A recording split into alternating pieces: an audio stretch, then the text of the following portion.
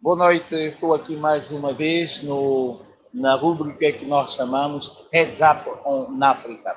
É uma rúbrica que pretende trazer aqui a nossa audição tudo o que se passa em África, opiniões sobre a África, visão sobre a África por pessoas que conhecem a África, pessoas que estão interessadas em África. Nesta ocasião, eu trago aqui para a conversa conosco Mário Matos, sociólogo, cabo-verdiano de nacionalidade, quem já ocupou alguns cargos políticos em Cabo Verde. Entre ele foi primeiro vice-presidente da Assembleia Nacional de Cabo Verde e, posteriormente, ministro da Agricultura de Cabo Verde. Uma pessoa que conhece África, uma pessoa que discute África e uma pessoa que pensa África. É ele que vai estar conosco aqui nesses próximos instantes. Mário, trago já a primeira questão. Doutor Mário Matos, muito obrigado por essa sua participação, por ter aceito no imediato o convite. A primeira pergunta que eu lhe ponho, Mário, qual a sua visão de África? Que África espera que nós venhamos ter? E o que é que pensa que se pode fazer de melhor para que esta África que muitos lutaram surja? Ok, boa noite, Danilo, boa noite ao auditório, aos que me deram a graça de me ver e ouvir. Primeiro, uma correçãozinha, eu fui Ministro da Agricultura, eu digo, foi por 6 meses, portanto eu digo en passant, e depois é que eu fui primeiro Vice-Presidente da Assembleia Nacional de Cabo Verde. Aliás, na política eu defino-me mais como um parlamentar. A minha atividade parlamentar é que tocou-me mais como política em Cabo Verde. Sobre as questões que tu colocas, eu não leves a mal, eu acho que é bom para o auditório, vamos pôr os títulos de lado, até porque eu sou licenciado em Sociologia, com uma pós-graduação em Ciência Política e Relações Internacionais, justamente sobre educação e ambiente, mas eu considero que o sociólogo é aquele que investiga. Eu investiguei muito pouco, a vida não me proporcionou depois fazer, enverdei mais por política, mas o meu lado sociólogo nunca morreu em mim. Deixamos os títulos, podemos ter uma conversa assim muito solta, como se costuma dizer, a boa moda anglo-saxónica, embora todos nós somos luzes, né? Eu e tu. Somos luzes, quer dizer, temos a cultura e herdamos a cultura lusa em relação à academia. Sobre a arte, as questões que tu colocas são grandes questões. Eu talvez começo pelo fim, que é o grande princípio, é que tudo que diz respeito à África e a qualquer outro continente ou território no mundo, neste momento está entre parênteses, porque será sempre diferente daquilo que se pensou em relação a esse território pequeno ou grande antes da pandemia. Ou seja, a pandemia vai levar obrigatoriamente, como todos os pensadores dizem, os economistas de desenvolvimento, os filósofos, os sociólogos, toda a gente diz, o cidadão comum já sabe isso, que há um antes do Covid e há um pós-Covid. E o pós-Covid, por enquanto, temos, por mais que queiramos, por mais que a gente vá à economia como uma ciência que englobando as ciências sociais, digamos, seria a das mais exatas, com todos os modelos econométricos, etc., não há ninguém que tenha certezas no pós-Covid. Temos projeções, conjecturas, cenários possíveis, vários, mas ninguém tem certezas. Ninguém tem certezas. E os dois grandes instrumentos que a União Africana aprovou, eu diria 3 até. Primeiro, a África, portanto, sem conflitos em 2020. Estamos em 2020. Portanto, quase aproximarmos de julho. O segundo, a Agenda 2030, 2030. O terceiro, a Agenda 2063, todos esses grandes instrumentos, muito bem pensados, muito bem planeados, vão ter que levar a uma reviravolta, com certeza, tanto na sua concepção como na sua implementação. Podíamos dizer, as grandes tendências perduram.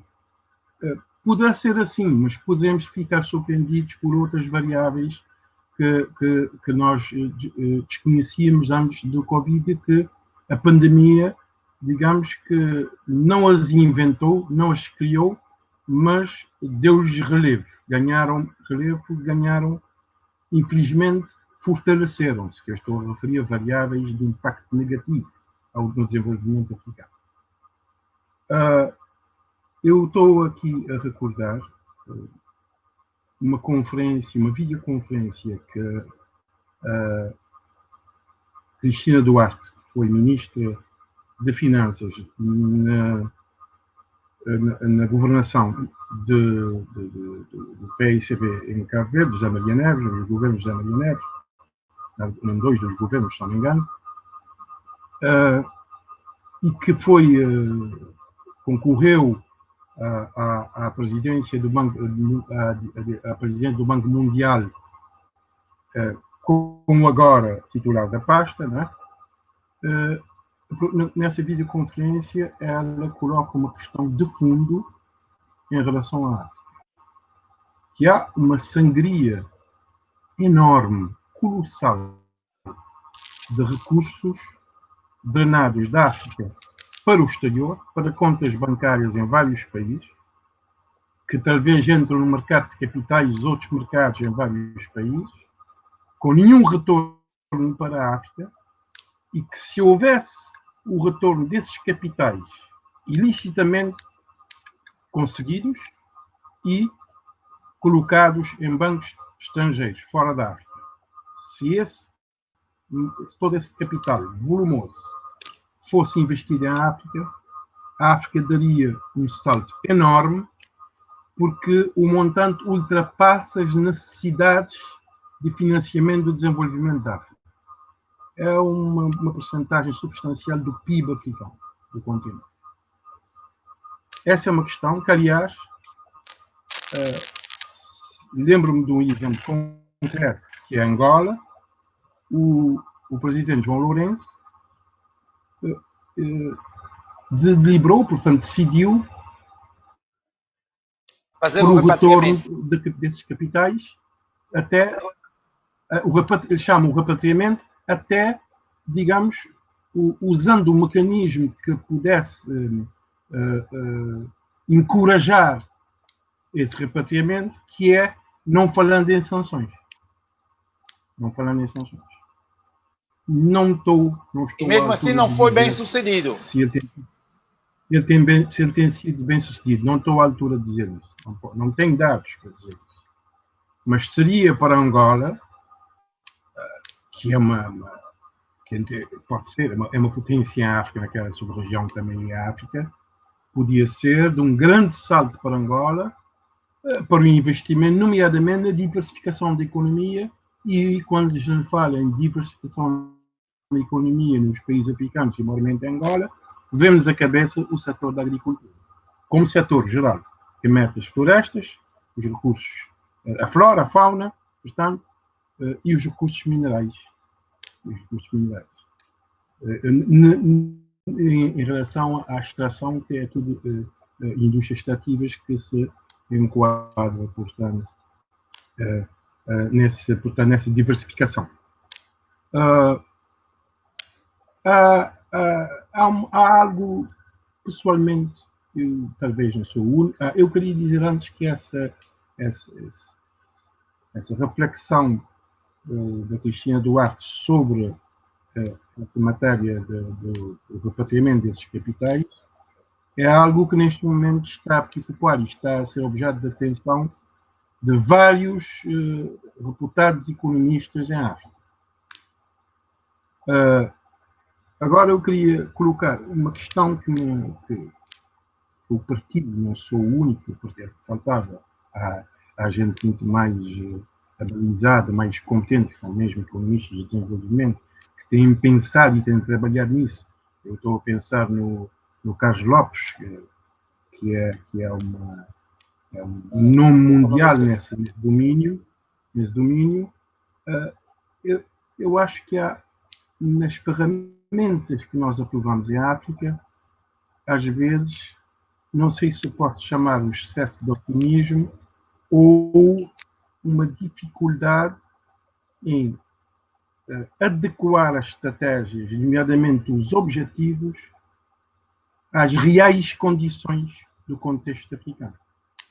São condições dinâmicas, como toda realidade global, é dinâmica, mas que tem tendências e tem, portanto, um exemplo concreto para as pessoas que me estão a ouvir perceberem a minha preocupação. O que toda a gente já está a dizer. É evidente que é impossível cumprirmos a agenda da África sem armas, a África de pacificação de conflitos, em 2020. Aliás, há um recrudescimento de alguns conflitos interétnicos, nacionais. Deixa-me só fazer, já que entra na questão dos conflitos em África, deixa-me só fazer uma pergunta. E até porque falou com a fuga de capitais, falou sobre a fuga de capitais da África para bancos estrangeiros e offshore. Nós sabemos que com esta fuga de capital para alguns países estrangeiros, retiramos condições de vida às populações africanas, o que depois acaba por criar uma situação de conflito. E já que estava a falar na questão dos conflitos armados, como é que vê esta situação hoje dos conflitos armados em África? Em que medida nós podemos controlar ou diminuir este conflito, fora aquilo que já disse do plano que era acabar com os conflitos em 2020, que é impossível, mas como é que vê, qual é a solução que encontra para o fim dos conflitos em África? E outro aspecto tem a ver com o que é que esses conflitos criam, a situação de refugiados. Como é que também vê aqui a solução para a questão dos refugiados em África? Bom, eu estava até aqui a procurar os principais conflitos que existem. Eu tinha aqui uma minha cábula, mas não encontro, mas são vários. Da memória eu lembro os conflitos que há no sul do Sudão, na República Democrática do Congo. Recentemente Moçambique. Bom, eu ia chegar a Moçambique, que me preocupa particularmente e da qual tive já a oportunidade de tentar colher alguns dados e algumas análises. Líbia. Portanto, na Líbia, que destruiu praticamente o país, hoje em dia não sei se se pode classificar a Líbia como um Estado, está a caminhar para um não-Estado, que é pior que um Estado falhado, não é? Portanto, os conflitos pelo contrário, a tendência a aumentar, e em todo o mundo há uma tendência para o que o Thomas Piketty, o autor do Capital no século XX, no século XXI, ele chama o nacionalismo social, que é uma tendência das nações esforçarem sobre si mesmas e criarem crispação em relação a relações fronteiriças, em relação a interesses próprios versus interesses dos vizinhos ou interesses dos concorrentes. E, portanto, a tendência para aguizar os conflitos parece-me que está a aumentar em África em vez de atenuar. Não tivemos digamos, grandes vitórias nesse sentido. Agora, era bom saber de que massa são feitos os conflitos bélicos, armados, interétnicos, quaisquer que sejam em África. Repara uma coisa, lá onde há ação insurgente, como agora se diz, de grupos associados ao radicalismo islâmico, Al-Qaeda do Maghreb, Boko Haram, o Daesh, que se afirma, os grupos que estão a norte de Moçambique afirmam-se Daesh. Há o quê?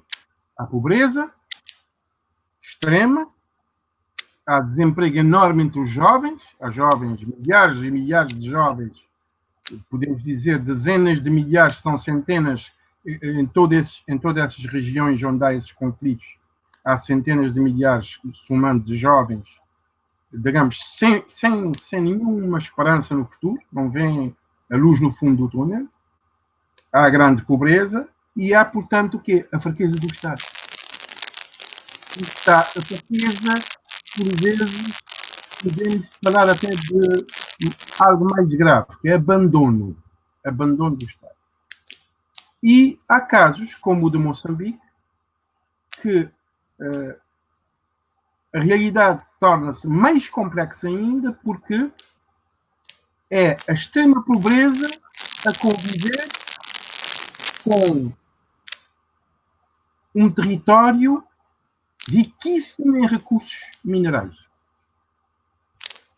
Portanto, isto é, chamamos o boi pelos nomes, é das piores violências, que é povos na miséria, com grande dificuldade em aceder a serviços básicos de saúde, ao ensino, e com grande dificuldade em aceder ao emprego, o emprego que torna-se um bem raro, sobretudo para os jovens que querem começar a sua vida ativa e querem ter o seu futuro, a conviverem lado a lado, no mesmo território, com a exploração de recursos do seu território, onde vivem, onde ancestralmente viveram, toda a sua a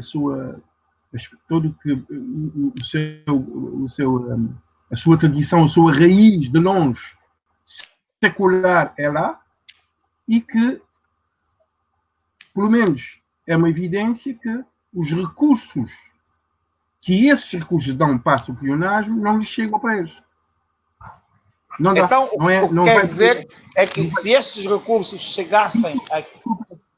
Isto facilita, como tem-se demonstrado, enormemente a captação, o recrutamento de jovens para se associarem digamos, a esses grupos radicais islâmicos, que têm, portanto, uma possibilidade enorme de fazer um discurso populista, mas que tem, e por ser até populista, e por ser populista dirigido a um alvo que vive na miséria e sem esperança, tem resultados, consegue captar. E lá onde não capta, usa-se o terror. Os jovens que se recusam a entrar, a serem, portanto, mobilizados pela causa do Daesh, são decapitados, as famílias são até dizimadas e temos instaurado a norte de Moçambique uma situação ainda não sob controle. E é evidente, se a minha descrição está certa, se a minha análise está certa, é evidente que a solução nunca pode ser apenas armada. A solução nunca pode ser militar. Apenas militar. É evidente que o Estado tem que se defender. O Estado tem que reagir. Mas a reação do Estado não pode ser apenas militar. E temos até, se quisermos, podemos estar a viver uma grande contradição. Porque a tradição, vamos chamar até esse nome, a tradição das lutas de libertação nacional em África, movidas nas ex-colónias, ou na altura nas colónias portuguesas, havia uma tradição de criar o quê? Não sei se é Angola ou Moçambique dá o mesmo nome, mas vamos usar na Guiné, criar zonas libertadas.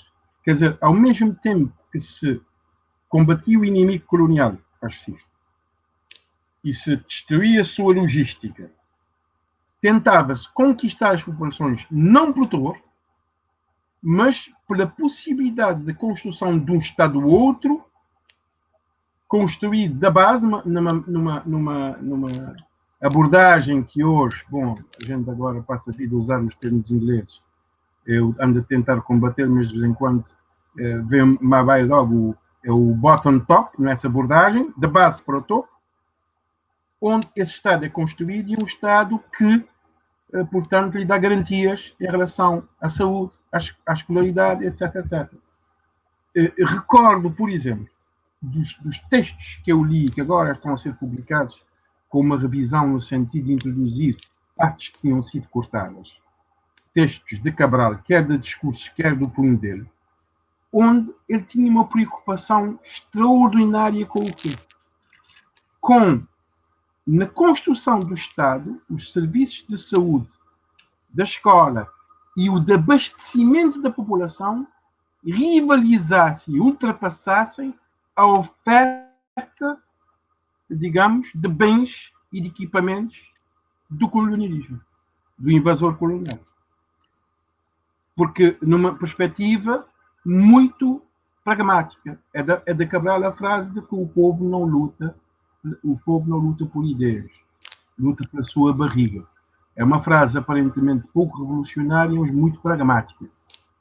Portanto, não construir zonas ditas libertadas onde se vive de forma pior do que quando sob o jugo colonial, não dava. Portanto, eu falo dessa experiência para demonstrar que deve-se contrariar uma demarche que os insurgentes em Moçambique estão a fazer semelhante no único aspecto, que é tentar conquistar as populações, mas lá prefere usar a força e o terror, né? Dão dinheiro aos jovens, mas quando não funciona, dão dinheiro, fazem o discurso para captar os jovens, exploram a pobreza, exploram tudo isso, mas quando isso falha, vão para o terror, o que os movimentos de ação nacional não fizeram. Portanto, devia-se, no meu fraco entender, fraco porque não estou no terreno, mas pelo que eu vou lendo, devia-se atacar também no sentido de melhorar as condições de vida das populações. Exato. Repare que os insurgentes em todo o mundo fazem o quê? Destroem escolas, destroem hospitais, centros de saúde e destroem igrejas mais no sentido do simbolismo. Aquilo é mais simbolismo.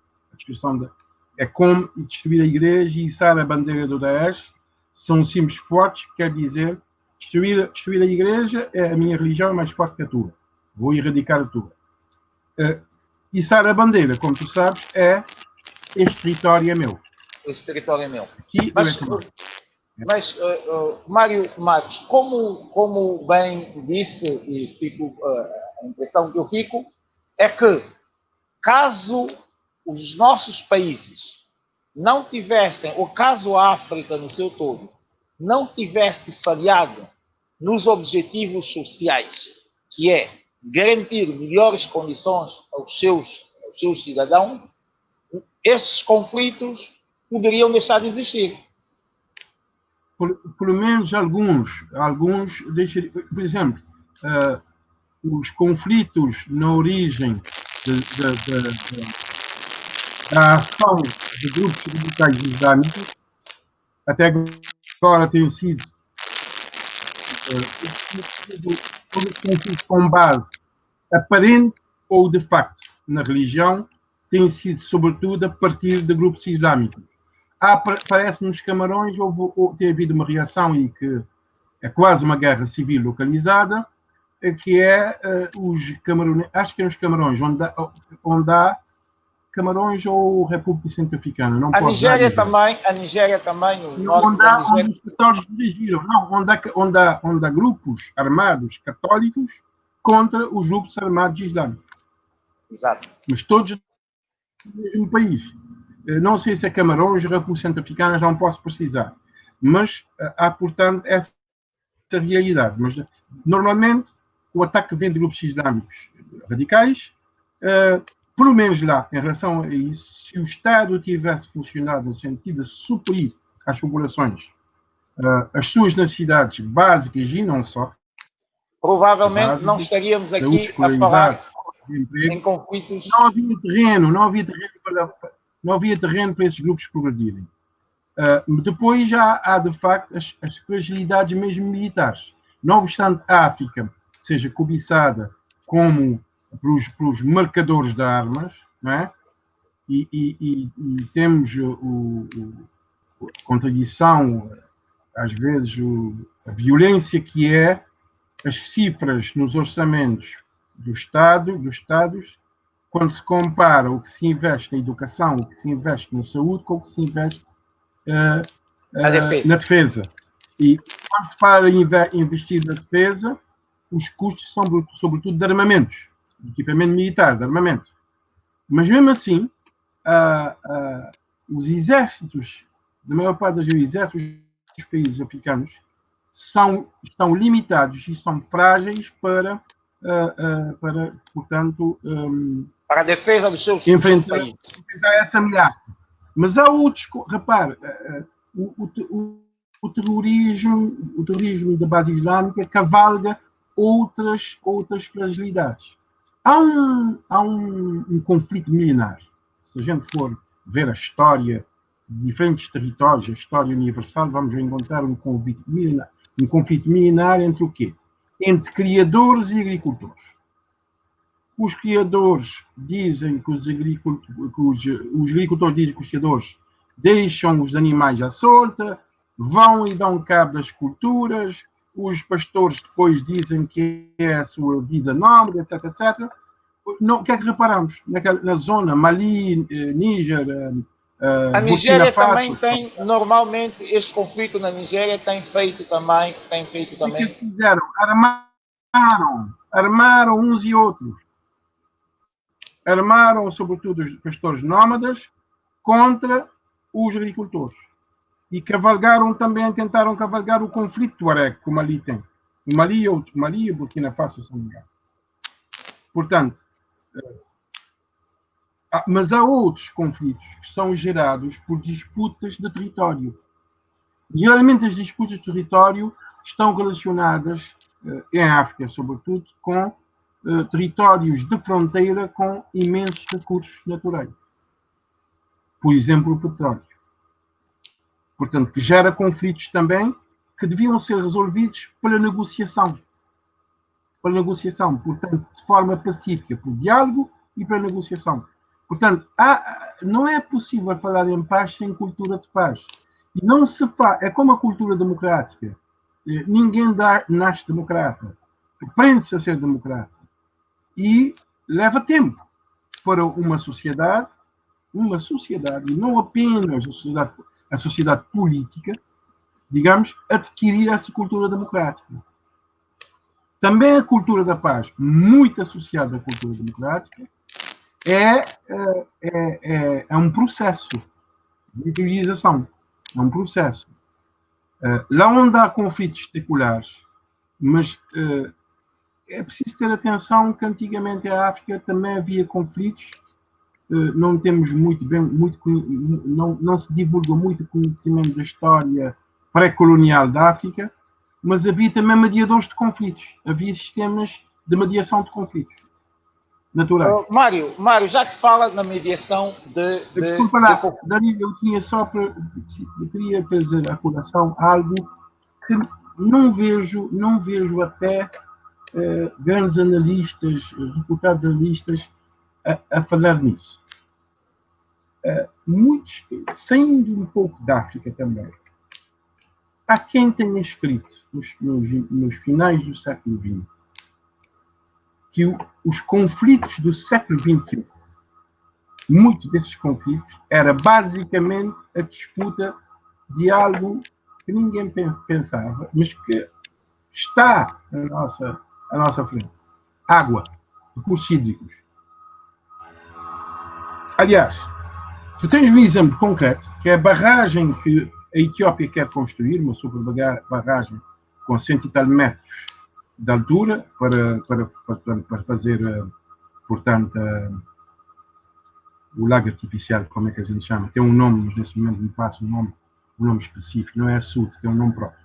Portanto, a barragem está a gerar um conflito entre o Egito, é no Nilo, entre o Egito, a Etiópia e o Sudão. Repara uma coisa, parece que 85% portanto, não sei se é 100 milhões de pessoas no Egito que dependem do Nilo. Direto ou indiretamente, agricultores, dependem do Nilo. E como a barragem é a montante na Etiópia, tanto o Egito como o Sudão, o Egito que está a ser mais estão preocupados. Sim, não é só preocupados. Eu acho que estão a ver na barragem uma ameaça. Exato. Porque é como o gás da Rússia para a Europa. Exato. Pegando nessa situação... Pensar, no dia em que os etíopes quiserem fechar a torneira porque necessitam de água para eles devido a uma grande seca, e nós? Exato. Pegando nessa situação, vamos pegar nessa situação de conflito. Sim. Na situação do conflito que falou agora. O que é que acha países como Cabo Verde, pequenos países insulares, podem ou não ter um papel nesta situação para ajudar a resolução do conflito e o que é que eles podem fazer? Eu falo, por exemplo, Cabo Verde, Santo Tomé e Príncipe, o que é que eles podem fazer? Eu não sei se nesse conflito concreto, quer Santo Tomé, quer Cabo Verde, pudessem ter uma intervenção, porque... Mas eu falo do conflito no geral. Agora, no geral, em África. Exatamente, em África. Eu, falando de Cabo Verde, eu conheço melhor, Cabo Verde sempre, a diplomacia cabo-verdiana é uma diplomacia muito madura. Uma diplomacia que começou da estaca zero. Nós, quando tivemos, tal como Santo Tomé, quando conquistamos a independência, é evidente que herdamos bases de um sistema de ensino. Não interessa agora as condições, estou a referir às bases, o que havia nessa área. Bases de um sistema de ensino, portanto, algo concreto que podia ser transformado no sistema de ensino. Encontramos finanças públicas, encontramos agricultura, encontramos construção civil, etc. Mas o que não encontramos, que não havia, é de zero mesmo, é diplomacia. Todo o know-how diplomático, que é um recurso estratégico para um pequeno país insular eivado de vulnerabilidades. Estratégico. É como um petróleo para outros países. Sobretudo no momento zero da independência, onde era importantíssimo mobilizar, até por questão de segurança alimentar, mobilizar a ajuda pública ao desenvolvimento. Portanto, duas variáveis fundamentais eram necessárias. A diplomacia e o que veio-se a chamar muito mais tarde a boa governação, no sentido de assegurar aos doadores que os recursos dos impostos dos cidadãos deles que nos tinham dado, a fundo perdido, como doação, estavam a ser bem geridos e não iam para o bolso de ninguém. Agora, Mário Matos. Agora, portanto, só uma questão muito rapidamente. Deixa-me só terminar. Cabo Verde, portanto, sempre jogou em África esse papel de, e isso é que a tua pergunta diz, papel de país útil. Portanto, facilitador do diálogo, defensor e facilitador do diálogo e da paz entre as nações, entre os povos. Cabo Verde fez sempre esse papel. Sempre esse papel. A pergunta que eu ia lhe fazer muito rapidamente... Uhum. A pergunta que eu ia lhe fazer muito rapidamente, já que falou boa governação. Fala-se muito de que, em relação a Cabo Verde, tem-se falado muito da governação cabo-verdiana como um modelo. Acha que o modelo, o que Cabo Verde tem feito, durante esses 45 anos, pode ser um bom exemplo para toda a África? E de que forma Cabo Verde pode influenciar, esse exemplo de Cabo Verde pode influenciar a África a ter um outro rumo? Eu tenho uma ideia um pouco diferente daquilo que mesmo alguns cabo-verdianos, estudiosos ou políticos dizem. Eu acho que podemos servir de fonte de inspiração. Comunidade, fonte de inspiração.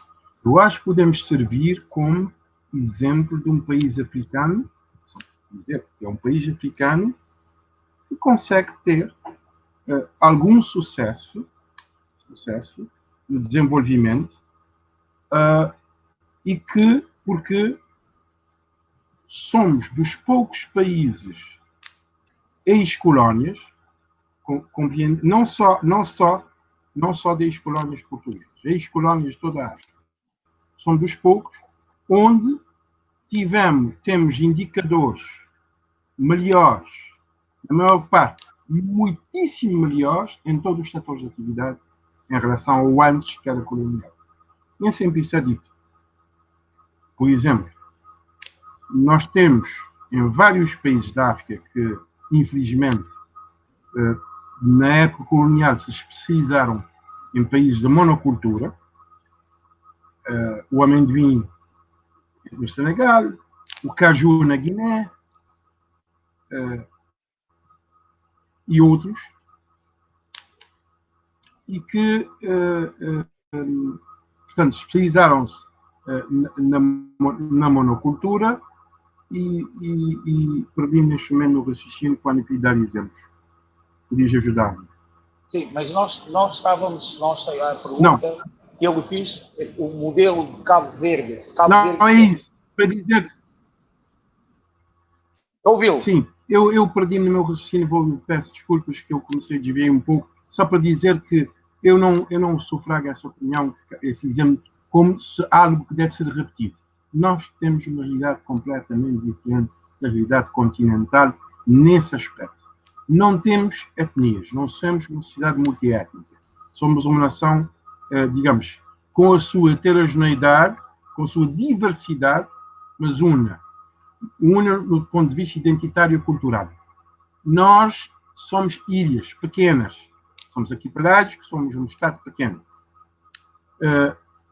Nós, por isso, para a nossa história, temos um sistema semipresidencialista, dizem fraco. Não temos um sistema presidencialista. Há quem comece a defender isso, mas não temos. Portanto, como é possível comparar-nos com países multiétnicos, continentais, às vezes com um território imenso, como a Nigéria, Angola, África do Sul, o Congo, etc. O Tchad, que é enorme por causa do deserto, etc. Com diferentes religiões, e com, portanto, uma história com fronteiras artificialmente definidas. Quer dizer, não vejo como podemos dizer que devemos replicar o modelo cabo-verdiano. Por isso que eu penso que serve de inspiração e de exemplo no sentido de dizer que é possível. Com a realidade de cada um de nós, podemos avançar para uma democracia e para uma boa governação em África. Eu referia mais ao sistema político e à democracia cabo-verdiana. Porque a boa governação está associada à democracia, mas eu tenho para mim que a democracia também não é algo que se decalca.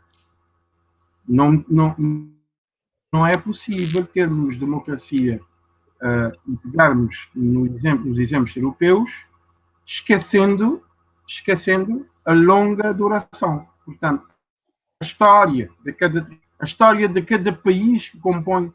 Olha, mesmo na Europa a modernização dos Estados na Europa, uma coisa em França, a primeira, e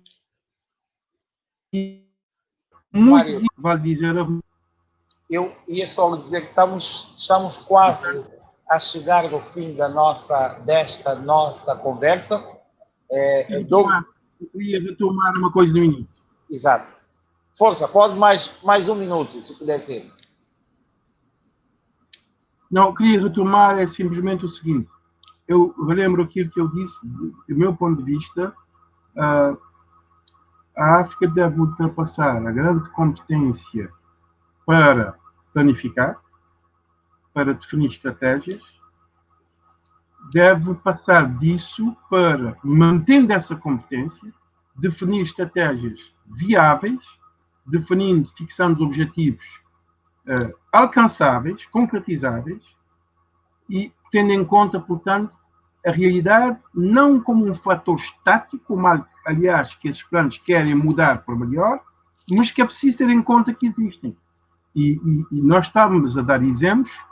A zona de livre comércio em África, por exemplo, para funcionar, tem que ter infraestruturas, transfronteiriças até, em termos de rodovias, em termos de ferrovias, que nem se fala. As ferrovias em África são do interior para a costa, porque serviam para sobretudo quando havia monocultura, para o produto que era a matéria-prima, portanto, para os portos, para exportação. Não havia ferrovia para criar um mercado nacional, ajudar a criar um mercado nacional, sobretudo em grandes territórios, Moçambique, Angola. Veja como é que são as ferrovias. Portanto, existe investimento de milhões. E é preciso ter, portanto, esse princípio do pragmatismo. Como é que é possível fazer o livre comércio com conflitos fronteiriços? Como é que é possível? E nós não chegamos a falar dos refugiados. Exato. Vamos deixar uma outra conversa que é interessante. Os refugiados do ambiente, como agora são chamados, e os deslocados das guerras, que são números astronómicos em África. A África é o território onde as organizações não governamentais e o Alto Comissariado da ONU para os Refugiados têm mais preocupação, é a África. Deixamos isso para depois, mas só para lembrar uma coisa, e vou sair da África para dar um exemplo. Mesmo aí, os deserdados da sorte, para usar o eufemismo, é que pagam a fatura. E vou sair da África para lembrar Katrina, New Orleans. Os que viram as suas vidas devastadas, os seus recursos, foram os negros em New Orleans. Porquê? Porque já tinham uma integração e, digamos, uma condição social diminuída. Não é? Em termos de habitação, acesso a bens, etc, etc. Eles é que sofreram mais com a devastação da Katrina em New Orleans. Como aconteceu em Moçambique, com Idaia, etc. Eu acho que eu dispersei um pouco, mas já... Não, mas foi bastante interessante e bastante claro essas suas intervenções. Os pontos vários aqui foram de muito interesse para esta e servirão com certeza para futuras análises que nós vamos aqui fazer. Eu tenho que agradecer imenso esta sua... Teria aqui imensas questões para repor, desde as questões das alterações climatéricas, a questão dos refugiados. Sei que são temas que domina e dos quais preocupa bastante, mas o nosso tempo é que é curto e limitado. Como já fui parlamentar, que eu dizia no Parlamento, nós tínhamos um adversário, que é, ou estamos na oposição, em situação, estamos em situação de oposição, e tínhamos um inimigo, o tempo. Exatamente. Porque ainda bem, é ouro. Exatamente. O nosso inimigo é o tempo. Exatamente. Ainda bem que compreendo. Eu agradeço imenso toda essa sua disponibilidade para partilhar todo este seu saber conosco, e numa próxima oportunidade voltaremos a falar. Eu estive aqui em fala com o Mário Matos, que foi sociólogo de formação, quem ocupou vários cargos na governação em Cabo Verde. Mário Matos aqui abordou-nos os temas relacionados com uma visão da África, a África como nós conhecemos e também a África que nós projetamos.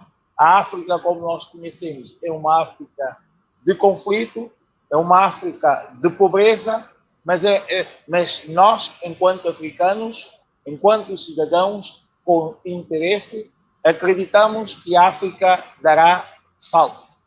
É preciso algum mais esforço, algum mais trabalho. Nós temos que passar desta África que simplesmente dedica-se a exportar os seus produtos, as suas matérias-primas e produtos para o exterior, para passarmos a ser uma África que produz conhecimento. Sabemos que 60% ou mais de 60% da África são jovens. Há estudos que acreditam que a classe média, o surgimento da classe média em África está numa fase crescente. E este surgimento, esta classe média que virá aparecer em África, com certeza que irá dar um destino totalmente diferente da África que nós temos hoje. Este conjunto de jovens que representam os 60% da população africana estarão mais aptos, terão aptidões maiores para a inovação, para a criatividade, porque têm o acesso, hoje as tecnologias têm acessos que gerações do passado não tiveram, o que os torna, com certeza, mais exigentes. É esta África que nós aqui estamos a discutir, é esta África sem conflito que nós estamos a pensar que venha a acontecer, é esta África da boa governação, conforme disse aqui o Dr. Mário Mato. É esta a nossa perspectiva da África, por isso é que trazemos aqui esses debates para reflexão. No próximo debate, nesta mesma hora, vamos contar com a senhora doutora Filomena Martins, presidente da Rede das Mulheres Parlamentares da CDAO, uma senhora que também, tal e qual como o Mário Matos, já ocupou alguns cargos em Cabo Verde, neste caso foi ministra de Educação de Cabo Verde. Vamos contar com a participação dela, ela que está dentro da CDAO, conhece os pormenores da CDAO e nos vai trazer aqui mais algumas informações para a reflexão. A todos, meu obrigado, meus maiores agradecimentos ao Dr. Mário Matos. Um grande abraço e até a próxima. Muito obrigado pelo convite. Quer dizer alguma coisa, doutor? Pode dizer. Não, eu disse muito obrigado pelo convite. Eu queria só numa frase, porque não passei essa ideia, mas é o seguinte: a África está a mexer e bem, e que a África, na verdade, tem futuro, mas eu gosto de dizer, como para os jovens, a gente fica sempre a dizer aos jovens que têm futuro. Para terem futuro, têm que ter presente. Portanto, temos que ter um presente para a África também. E a África está a mexer. A África está a mexer nas tecnologias de informação e comunicação. A África está a mexer em inovação. Há eventos que estão... Há jovens criativos, há jovens com uma inovação incrível proporcionada pelas tecnologias, que até já fabricam drones. Como eu vi há dias um jovem em Cabo Verde a fabricar drones, e que vai ser os drones em África vão ser uma mais-valia para essa agricultura moderna que usa tecnologias digitais. Portanto, se eu passei a ideia de uma África pessimista, longe disso. Eu nunca fui afro-pessimista, eu tenho os pés no chão e acredito em África nos africanos. E como tu dizes, Danilo, uma classe média robusta, mas que não vive parasitando do Estado, que não vive da captura dos recursos através do Estado, é uma África, é uma classe média que pode dar um grande desenvolvimento para a África. E, por último, não se pode falar em desenvolvimento sem mudar a condição das mulheres. Isso está na aspiração número 6 da Agenda 2063. Não se pode mudar a África sem mudar a condição, transformar a África sem mudar a condição da mulher. E quando se fala em setor informal, 60% é mulher. Quando se fala na agricultura, era suportada nas costas das mulheres, sobretudo. Para além disso, com toda a sua condição de mãe, de trabalhadora doméstica, como tal, tudo isso, felizmente já temos, digamos, muitas mulheres a emergirem como líderes em todos os setores de atividade e com uma pujança extraordinária. Mas é preciso ser muito mais ousados em relação à questão da mulher. Só cito um poeta árabe, Adonis, do seu pseudónimo, ele diz: o Ocidente se extasiou com a Primavera Árabe, mas não notou uma coisa: a Primavera Árabe não mudou a condição da mulher. E, portanto, não foi uma revolução. Obrigado, Mário Matos, por este último seu depoimento, a falar sobre as mulheres, o destaque que as mulheres têm na sociedade africana. Por isso é que trazemos no próximo nosso debate, vamos ter aqui uma mulher, uma parlamentar, uma deputada, já foi várias vezes deputada em Cabo Verde, e hoje é nada mais, nada menos do que a presidente da rede das mulheres parlamentares da CDAO.